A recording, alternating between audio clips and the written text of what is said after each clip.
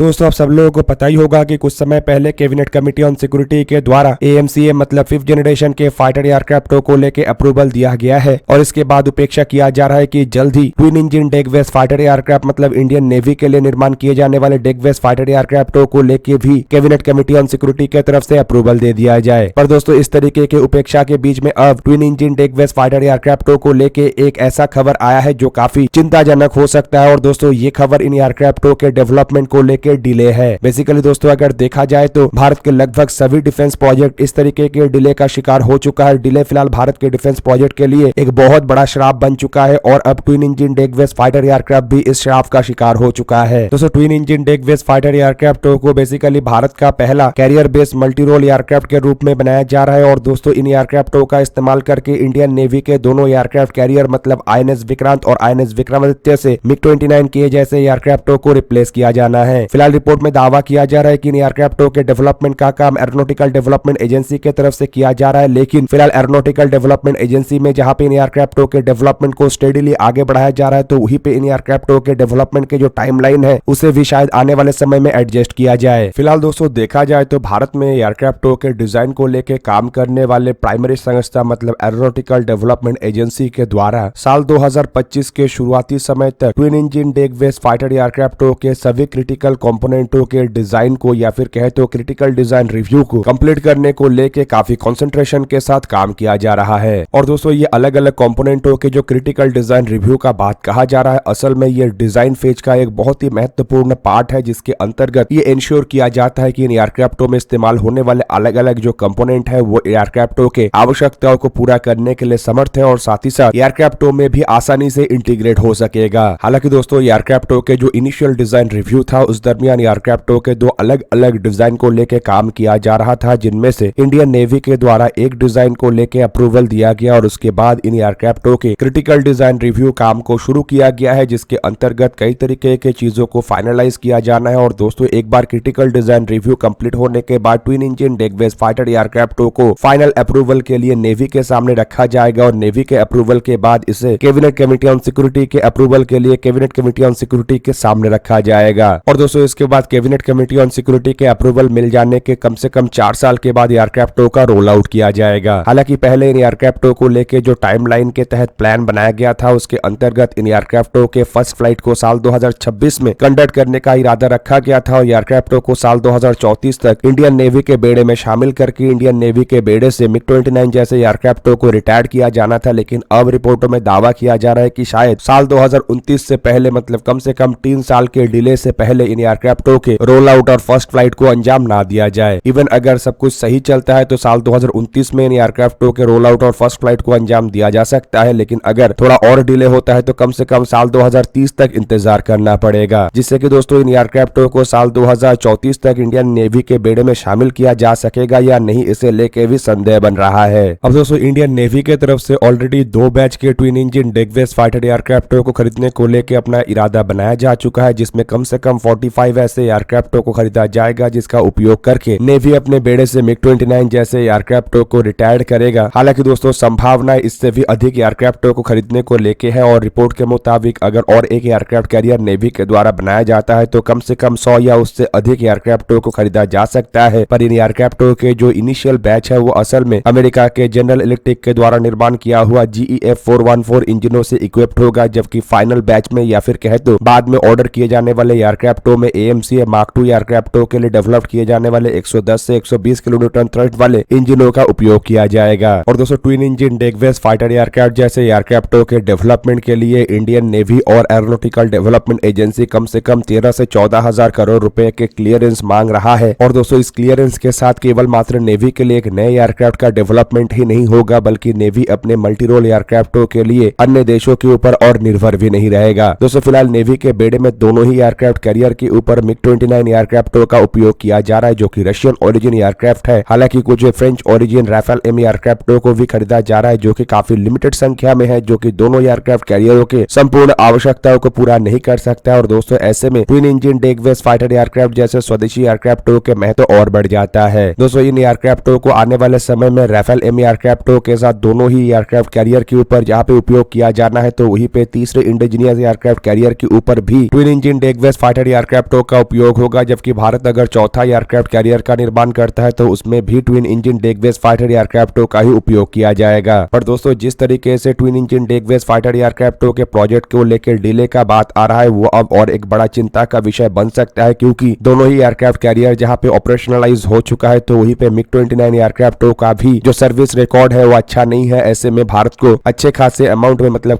कम से कम 2 एयरक्राफ्ट कैरियरों को full operationalise करने के लिए 60 से 70 कैरियर बेस्ड फाइटर एयरक्राफ्टों का आवश्यकता है, और नेवी के द्वारा फ्रांस से केवल मात्र 26 एयरक्राफ्टों खरीदा जा रहा है। और ऐसे में से कम 40 से 50 एयरक्राफ्टों का जो कमी है वो इंडियन नेवी को रहेगा, और इस कमी को जल्द से जल्द दूर करना पड़ेगा, तभी इंडियन नेवी के दोनों एयरक्राफ्ट कैरियर फुल ऑपरेशनलाइज रह पाएगा। अब दोस्तों, एक तरफ जहां पे नेवी को मॉडर्नाइज करने के लिए स्वदेशी तरीके से नए एयरक्राफ्टों को बनाने को लेकर भारत मुशक्कत कर रहा है, तो वहीं पे दूसरी तरफ सोलर इंडस्ट्री जैसे कंपनी के द्वारा, जो कि एक प्राइवेट कंपनी है, वो अब भारत के सुखोई 30 MKI और मिराज 2000 एयरक्राफ्टों के लिए करीब करीब 1000 किलोग्राम के बॉम्ब्स का डेवलपमेंट करेगा। दोस्तों, मीडिया रिपोर्टों में दावा किया जा रहा है कि सोलर इंडस्ट्रीज इंडिया लिमिटेड, जो कि भारत में डिफेंस सेक्टरों में काम करता है, उसके चेयरमैन सत्यनारायण नंदलाल नुवल के तरफ से ये कंफर्म किया गया है कि उनके कंपनी और एक बड़े चैलेंज को एक्सेप्ट कर चुका है। और दोस्तों, ये चैलेंज है इंडियन एयरफोर्स के लिए 1000 किलोग्राम मतलब 1 टन के एयर बॉम्ब डेवलपमेंट को लेके। और उनके द्वारा ये भी दावा किया गया है कि ये जो लार्ज स्केल वेपन प्रोग्राम है, ये असल में मार्क 2 डिफेंस प्रोडक्शन प्रोग्राम के अंतर्गत होगा। मतलब ये इंडिया के डोमेस्टिक डिफेंस प्रोडक्शन और डोमेस्टिक डिफेंस कैपेबिलिटी को एनहांस करने के लिए होगा। अब दोस्तों, इस तरीके के बॉम्ब के डेवलपमेंट का जो संकल्प है वो तभी रख लिया गया था जब सोलर इंडस्ट्री के द्वारा अपने 125 किलोग्राम के ऐसे ही एक सिमिलर बॉम्ब का डेवलपमेंट किया गया था। और सोलर इंडस्ट्री के तरफ से अब बताया जा रहा है कि 125 किलोग्राम के बॉम्ब पे ही फोकस करके ये 1000 किलोग्राम के बॉम्ब का डेवलपमेंट किया जाएगा, और ये एक यूनिवर्सल वेपन होगा जो इंडियन एयरफोर्स के अलग अलग एयरक्राफ्ट जैसे कि सुखोई 30 MKI और मिराज 2000 जैसे एयरक्राफ्टों में इंटीग्रेट हो सकेगा। हालांकि दोस्तों, सोलर इंडस्ट्री की तरफ से अपने इन बॉम्बों को लेकर अब तक डिटेल में कोई जानकारी नहीं दिया गया है, लेकिन आशा किया जा रहा है कि इस तरीके के बॉम्ब के सहारे इंडियन एयरफोर्स अपने ताकत को मजबूत करेगा, और शायद ये जो बॉम्ब है ये अमेरिका के द्वारा बनाया हुआ मार्क 84 बॉम्ब्स के जैसा ही हो, जो कि पूरा दुनिया में अलग अलग देशों के एयरफोर्सेस के द्वारा काफी बड़े मात्रा में इस्तेमाल किया जा रहा है। अब दोस्तों, सोलर इंडस्ट्री को अगर देखा जाए तो असल में ये जो कंपनी है ये नागपुर स्थित एक ऐसा प्राइवेट कंपनी है जो कि कुछ समय से आर्म फोर्सेस के एक्सप्लोजिव को लेकर काम कर रहा है, और हाल ही में ही एयरफोर्स के लिए 125 किलोग्राम के बॉम्ब को कंपनी की तरफ से डेवलप किया गया है। जबकि कंपनी के द्वारा अगर 1000 किलोग्राम के बॉम्ब का डेवलपमेंट किया जाता है तो ये इंडियन एयरफोर्स के इंडिजनाइजेशन को मजबूत करेगा, और साथ ही साथ इंडियन एयरफोर्स मॉडर्नाइज भी होगा, और इससे इंडियन एयरफोर्स के जो heavy weight air to ground हथियारों की आवश्यकता है उसे भी पूरा किया जा सकेगा। और दोस्तों, इन बॉम्बों को एक बार अगर सफलतापूर्वक डेवलप कर लिया जाता है तो इससे इंडियन एयरफोर्स की क्षमता में वृद्धि होने के साथ साथ भारत के जो हथियारों के एक्सपोर्ट के कैपेबिलिटी है वो भी बढ़ेगा। हालांकि देखा जाए तो अब तक DRDO के तरफ से कई तरीके के हथियारों को, मतलब कई तरीके के एयर टू ग्राउंड बॉम्बों का डेवलपमेंट किया जा चुका है, जिनमें हाई स्पीड लो ड्रैग श्रेणी के precision guided general purpose bomb भी शामिल है। और रिपोर्ट के मुताबिक इन बॉम्बों को 100 किलोग्राम, 250 किलोग्राम, 450 किलोग्राम और 500 किलोग्राम के वजन के बॉम्ब के रूप में जहां पे डेवलप किया गया है, तो वहीं पे रिपोर्ट में ये भी दावा किया जा रहा है कि इसके करीब करीब 1000 किलोग्राम के बॉम्ब का भी डेवलपमेंट चल रहा है। जबकि DRDO के द्वारा इसके अलावा सुदर्शन बॉम्ब मतलब 450 किलोग्राम के लेजर गाइडेड बॉम्ब का भी डेवलपमेंट किया जा चुका है, जो कि लंबे समय से इंडियन आर्म फोर्सेस के अलग अलग एयरक्राफ्टों में इस्तेमाल किया जा रहा है। जबकि एयरफील्डों को तबाह करने के लिए भी DRDO के द्वारा 125 किलोग्राम के एंटी एयरफील्ड वेपन मतलब स्मार्ट एंटी एयरफील्ड वेपनों को भी तैयार किया गया है, लेकिन 1000 किलोग्राम के अब तक के किसी भी बॉम्ब को भारत के द्वारा स्वदेशी तरीके से बनाया नहीं गया है। और ये शायद ऐसा कोई पहला प्रयास हो, या फिर कहे तो प्राइवेट कंपनियों के द्वारा ऐसा पहला प्रयास हो जिसके अंतर्गत इंडियन एयरफोर्स के इस तरीके के बड़े आवश्यकताओं को पूरा किया जाएगा। दोस्तों, आप लोगों को क्या लगता है कि DRDO के तरफ से ये जो प्रयास चलाया जा रहा है ये कितना बड़ा और कितना महत्वपूर्ण है? कमेंट करके अपनी राय अवश्य दीजिए। दोस्तों, आज के इस वीडियो को यहीं पे ही करते समाप्त। किसी और एक दिन किसी और एक वीडियो में मिलेंगे, तब तक के लिए जय हिंद, वंदे मातरम।